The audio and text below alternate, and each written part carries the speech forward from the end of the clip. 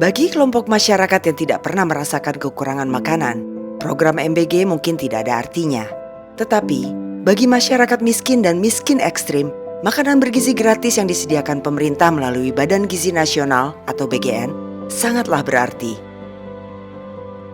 Sekarang mari kita tengok bagaimana kondisi kehidupan saudara-saudara kita di wilayah timur Indonesia. Di sini, ada sebuah sekolah dasar negeri yang kondisi bangunannya sangat mengenaskan, bahkan tidak memiliki tempat duduk untuk para muridnya.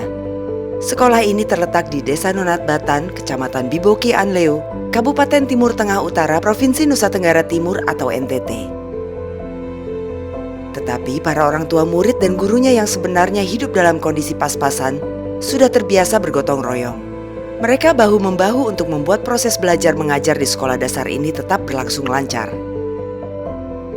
Para orang tua siswa menyediakan bangku-bangku sekolah yang dibawa anak-anaknya dari rumah dan ikut memperbaiki bangunan sekolah yang sebenarnya sudah tidak layak pakai.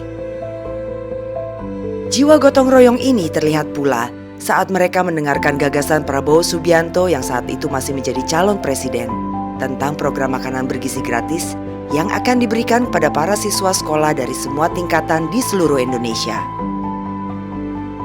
Para orang tua murid dan guru di sekolah ini sepakat mencoba menyediakan makanan bergizi bagi anak-anak mereka seperti yang digagas Prabowo. Lalu para orang tua murid yang umumnya hidup sebagai petani itu pun bergotong royong membawa bahan-bahan makanan dari rumah masing-masing untuk dimasak bersama-sama di sekolah.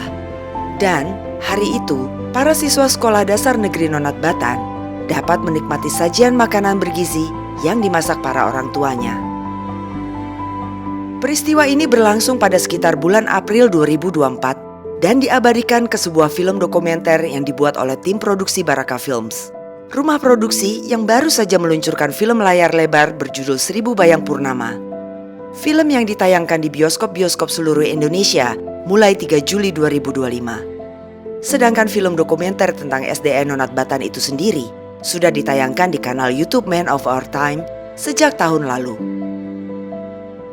Mengamati film dokumenter tentang SDN Nonat Batan yang menyelenggarakan program makanan bergizi gratis secara mandiri tahun lalu, terlihat jelas bahwa gairah masyarakat, khususnya masyarakat pedesaan yang bermata pencarian sebagai petani, sangatlah besar terhadap program makanan bergizi gratis yang kini sudah mulai dijalankan pemerintahan Presiden Prabowo Subianto.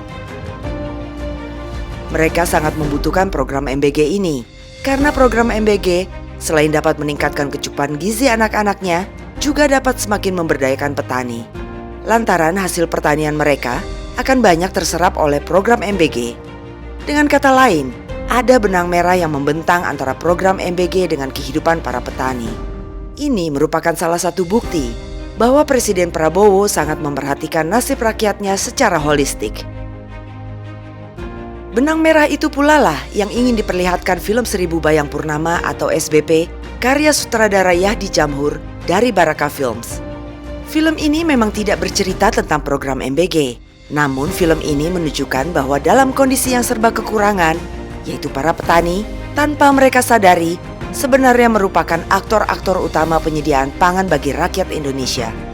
Produk-produk pangan hasil kerja keras para petani itulah yang sebagian besar digunakan untuk mensukseskan program MBG.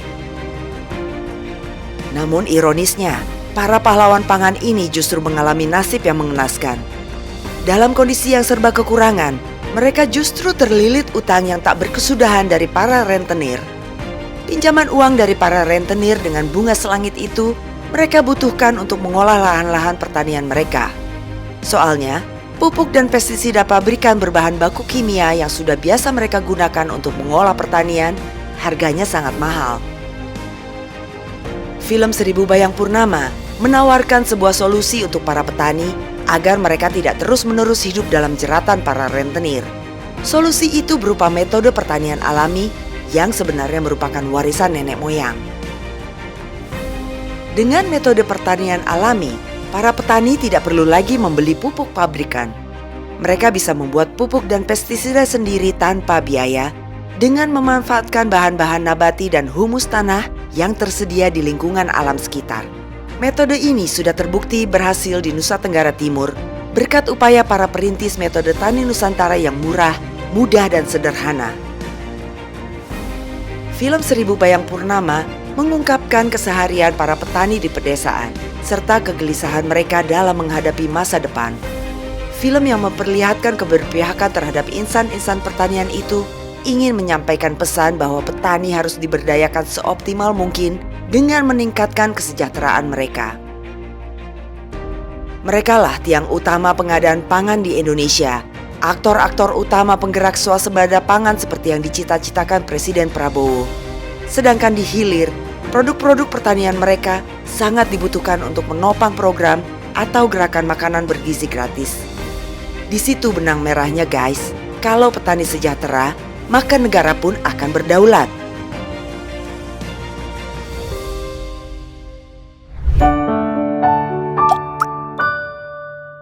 Men of our time.